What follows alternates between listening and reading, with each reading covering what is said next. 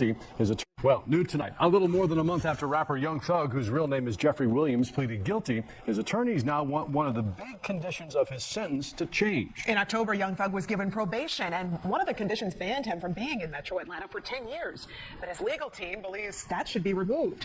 Fox News' Tyler Fingert has the details. I plead guilty. Rapper Young Thug made the bold decision Halloween night to give up his right to a jury trial in the middle of his trial and change his plea to guilty.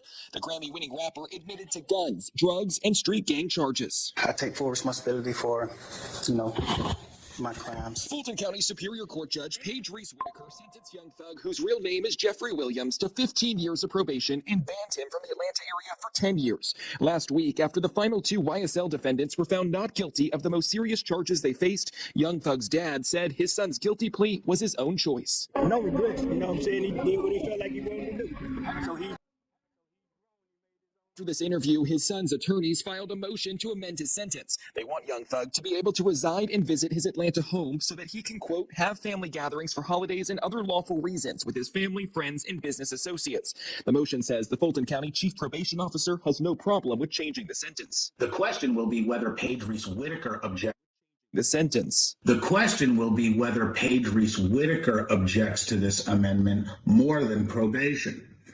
Just because probation has agreed to an amendment or doesn't object to an amendment doesn't mean that the judge is going to go along with that. Wednesday afternoon, Judge Whitaker did modify Young Thug's special conditions. In her order, she wrote, quote, if there are no violations of probation within the first 3 years, Mr. Williams can thereafter visit his home for up to 2 weeks at a time, up to 4 times per year. Young Thug's attorneys aren't the only ones filing motions. Attorneys for Diamante Kendrick, also known as Yak Gotti, are asking for bond.